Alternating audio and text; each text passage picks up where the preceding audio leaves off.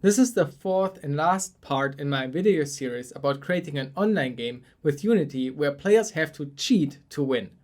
In this video, we will go over the challenges that I have implemented, how I had the idea for them, and the intentional bugs that I introduced.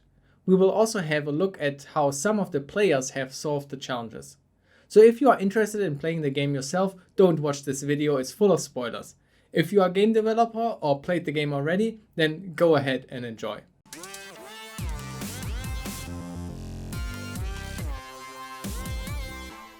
Chapter 1.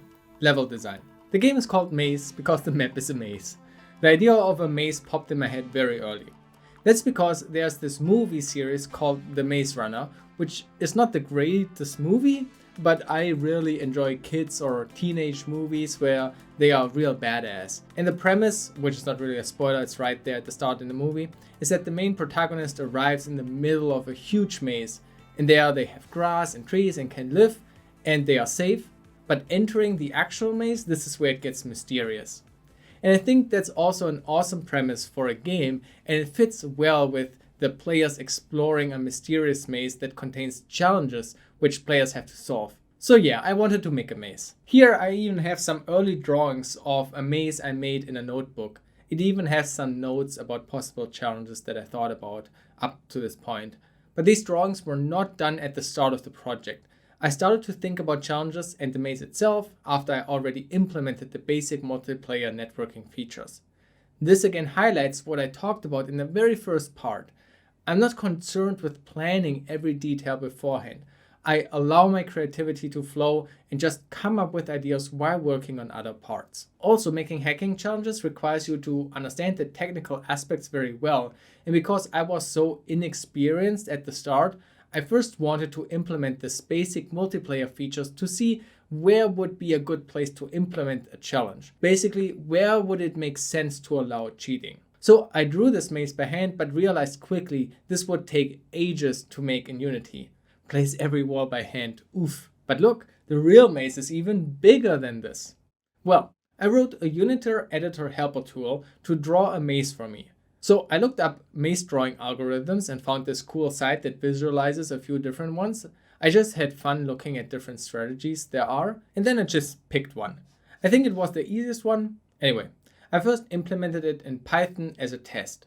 In the end, I needed the algorithm written in C# for Unity, but I had to make a modification to this algorithm because for me, walls are not simply in between two squares, but the walls take up a whole square on its own. Basically, I had to extend the algorithm with a basic check to see if a certain step is valid or if it would violate having the thick walls. And once I had this Python script, I simply re-implemented this as a Unity editor script.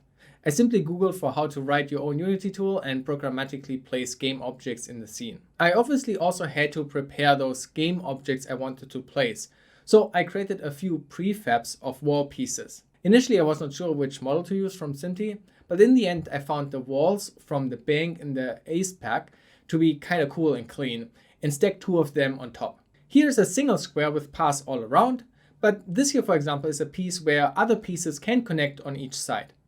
So I also had to add code to select which prefab to use, and then I could simply call my custom tool and it would draw a maze for me.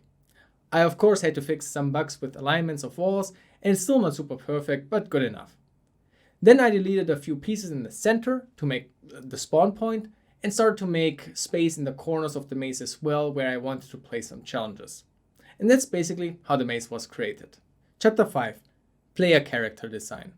Until now, we have only talked about some technical aspects about the game. So let's talk about my ideas for the game design next. Let's start with the player. When I was working on the offline game Follow the White Rabbit, I created this rabbit NPCs to guide the player.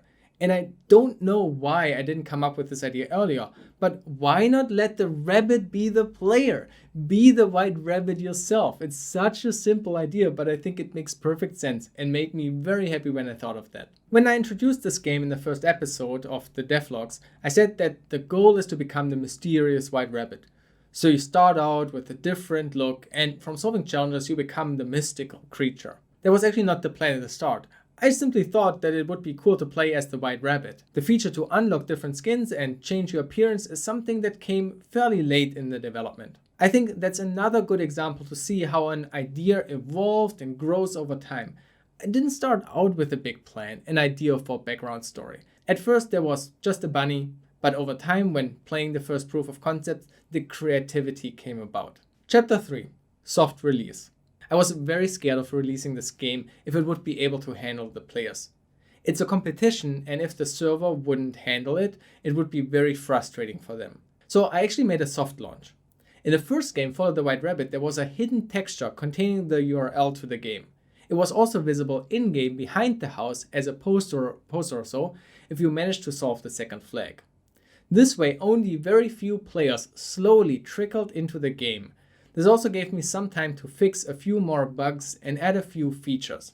A few weeks later, it was officially released to everybody. Though at least one player found the game because they were port scanning our challenge server, and this revealed the landing page for the game. Well, that's fair game too.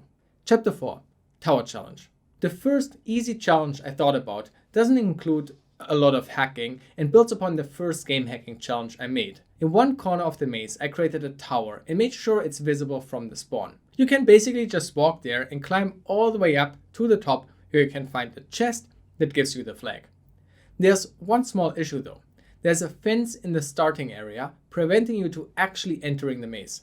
But this is very easy to overcome, simply by using Cheat Engine and follow the most basic tutorial on how to find the player's position. You can teleport a very small bit forward through the fence. And this is not enough to trigger the server-side cheating detection. If you paid attention to the server code from the last video where I calculate the distance and speed, you can also see it only takes X and Z into account, so only horizontally. Vertically, you can teleport like crazy. So it's easy to teleport straight up and get an overview of the whole maze. Now you can draw a path to get to the tower and simply walk there. Solved. I thought that would be a good introduction challenge. Everybody should be able to solve it with some game hacking basics. Chapter 5. Lava Challenge. The next challenge I thought about was the lava zone. Basically, when you just walk into the lava, you die. The goal is simple: reach the chest in the middle. It's a bit too far to directly teleport there, so you have to fly or hover over the lava. This still is kinda easy, but already requires some more creative thinking on how to solve it. For example, multiple players implemented a UDP proxy, very similar to how I implemented a TCP proxy for the Pwn Adventure 3 game, and simply modified the position packet on the fly and simply add a value to the vertical position. This means the server thinks the player is much higher than it actually is. For the player locally, it will look like walking over the lava. Another player wrote a custom client and simply directly sent the position packets to fly to the chest. So not even playing the game itself. But for other players observing it, it looked like flying. Both of these solutions are actually already quite advanced. Here's the solution from another player that was a bit simpler. This player used Cheat Engine's dissect mono feature to reverse engineer some of the character data and found a variable that says how many times the player can jump while already in the air. This is used to do things like double jumps. And so by setting this to a super high value, you can repeatedly jump and thus basically fly. Chapter 6. Emoji Challenge.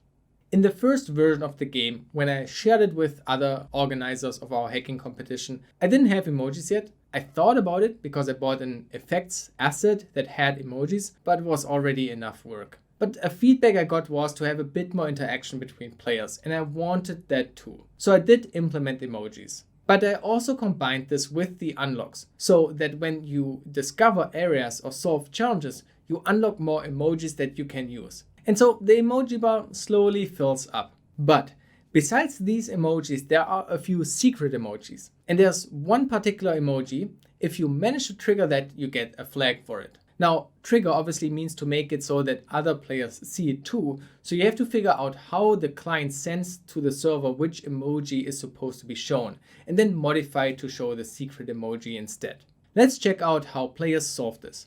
This player used Ghidra to reverse engineer a lot of the code. To make this easier, they used a tool called IL2CPP dumper to find the symbol names of a lot of functions, and that revealed the server manager class with the function sendEmoji. They then used Cheat Engine to debug this code, and through some trial and error noticed that the value in the RDX register seems to control the emoji you use. So they simply changed it a few times and eventually triggered the flag emoji. which also caused the server to send the flag to the player. Cool. Another player also implemented a custom client in Python. Well, not a full client, only sending a particular packet directly. Through reverse engineering the code, they figured out the encryption layer and wrote an encoder and decoder for packets. This decoder was then used to analyze the emoji packet, where they noticed only one value changed, meaning that could be the ID of the emoji shown. So they simply tried out different emoji numbers until the flag emoji popped up. I have one more write-up for you. This one is different. Here the player wrote a hack program which rewrites the memory of the game. Also, through reverse engineering, they figured out the function that is called to send the emoji when you, for example, press the number 1. And as a parameter, the emoji ID is loaded into EDX. So they hardcode patched the code in memory. They overwrite the assembly code with their own code, loading a different value into EDX as a parameter. Thus, they can try out different emoji IDs until the flag is found. Chapter 7. Reverse Engineering IL2CPP. Before we look at the other flags, I quickly wanted to talk about the use of IL2CPP. So the first game hacking challenge I made, the Follow the White Rabbit, was standard Unity C# compiler and only released the challenge for Windows. The main reason, because tooling around decompiling and modifying C# of the game is so easy on Windows that I wanted to force players to use the easy path. For Maze, however, I decided to release it for Linux and Mac as well, because I knew that all challenges can be solved simply by implementing a UDP proxy and some basic reverse engineering. And this can be done on all operating systems. However, I included a small twist compared to the first challenge. This time I used IL2CPP to compile the game. And my understanding is that C# code is first transpiled to C++ and then compiled. This might make it faster and maybe also makes reverse engineering a bit harder or annoying. At least you can't use simple tools like the NSpy anymore to directly change C# code and fully decompile the code. Some people online even claim that IL2CPP would be a good measure to prevent cheating or hacking for the game. But it's totally not effective for that. And this can be obviously seen here with Maze. The game hacking community has written crazy tools again, which can help with the reverse engineering process. And from looking at the write-ups, a common tool used is IL2CPP dumper, which can be used to extract all the symbol names, mainly the names of the classes and functions, and match them to the assembly code. And then people can very easily find functions of interest and reverse engineer the assembly. Maybe even use the decompilers included in IDA or Ghidra to get somewhat readable code. However, the act of cheating and hacking requires a bit more engineering and makes it a bit more interesting for this challenge. For example, writing a UDP proxy, rewriting the game's memory, or other typical techniques such as DLL injections and injecting some code. Chapter 8. Player Radar Challenge.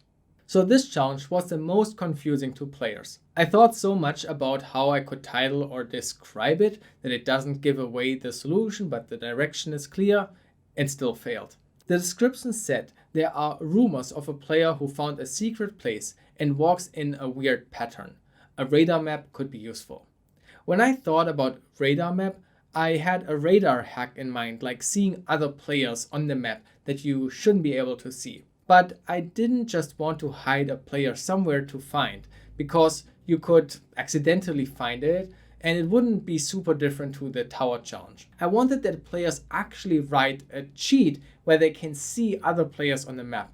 And then when they have that, they might notice how this player walks in an interesting pattern, actually writing the secret flag with their movement. I hit this player just below the floor under the hangar area. There's actually a wall without collision that you can walk through to enter this place below, or you teleport down. But both is not really required to solve the challenge. You only need to track the player's position. Players got really confused when they found the player.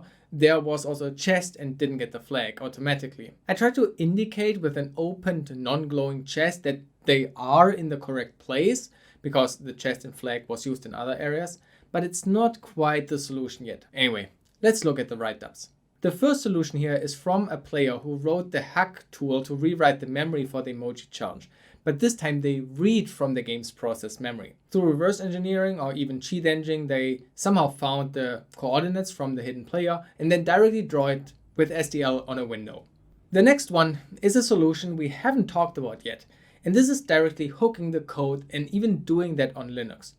So this player apparently has a private tool called HookElf, which can be used to install hooks into a binary. In this case, the main gameassembly.so. Pretty cool that players write their own tools like that. Here the player hooks the send emoji function, which seems weird at first, but it's a neat trick because this is executed when you press a certain emoji key in game. So essentially it's a nice way to control your hack. So if you send an emoji, it will have a reference to the server manager, can then go to all the players and from there find the ID. If it's the ID of the secret player, hex FFFF1337, they start a logger thread.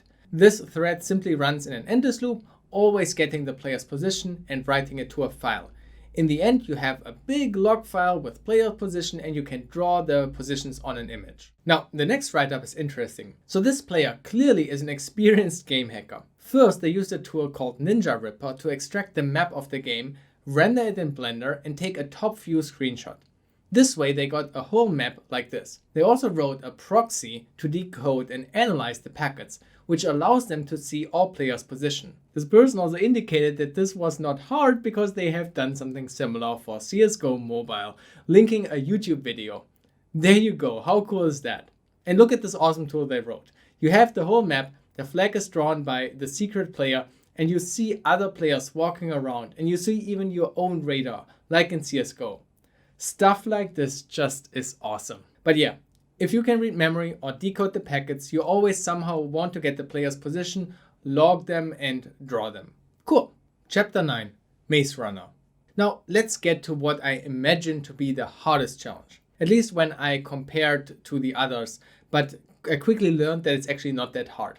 I thought using IL2CPP would make reverse engineering a bit more laborious, but again, tools like IL2CPP dumper are just unfairly good. It's probably the first challenge players discover because it's very close to the spawn. You reach it after you use the stones to jump over the fence. When you first try this, it becomes pretty clear what to do. There's this initial glowing checkpoint, it's the start, and when you run into it, it disappears and you immediately see the next checkpoint. And then you keep running, but you are so slow that eventually you won't be able to reach the next one. This race is impossible. So you need to cheat.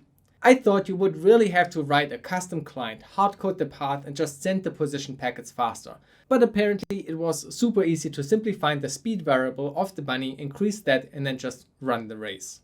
So this first write-up did exactly this. Through Cheat Engine they found the planar movement parameters with the speed variable and set it to 10. This makes the bunny run fast enough to win the race, but not too fast to trigger the cheat detection.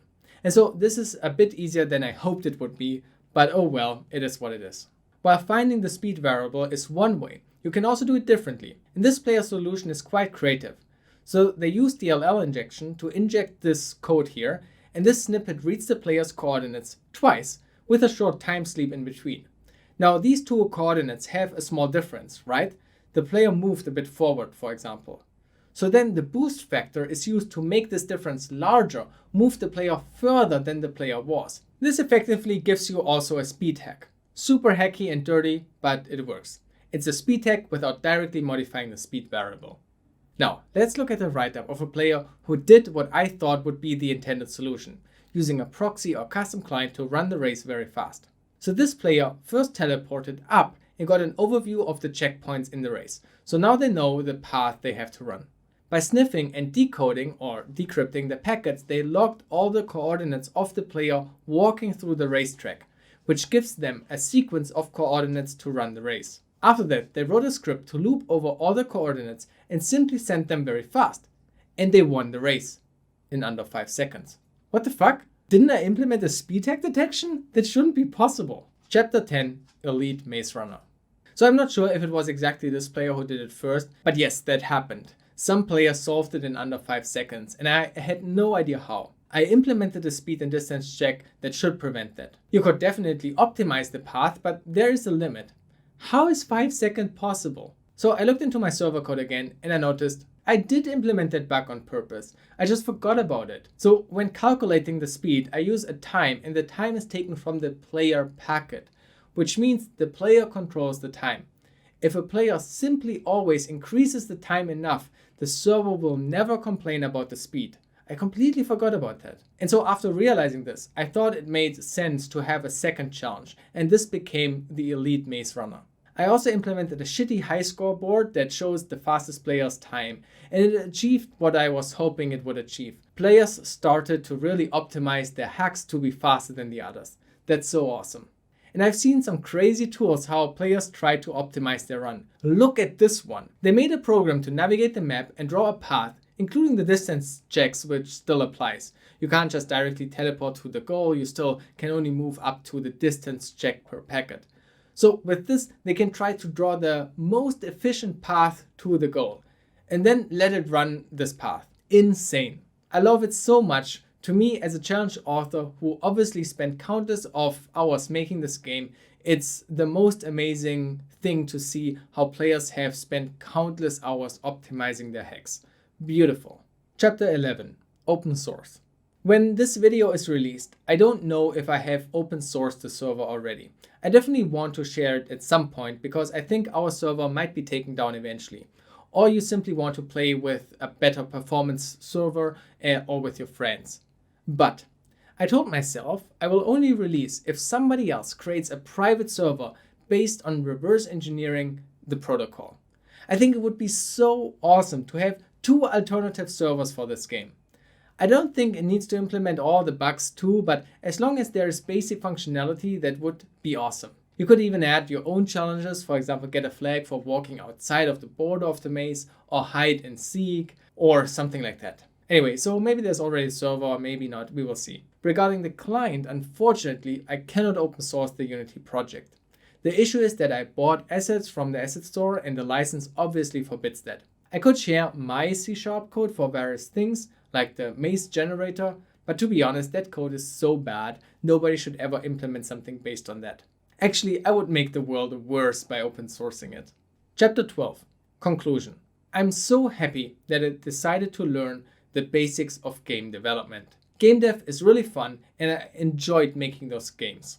But I enjoyed it even more seeing players cheating and hacking it. It was a great experience. Personally, I hope Maze can become something that many people learn the basics of game hacking from. Well, that's it. This was a very weird video format for my channel, but I hope you enjoyed this insight and documentary about the creation of Maze. Let me know what you think about this, but now we are back to normal videos.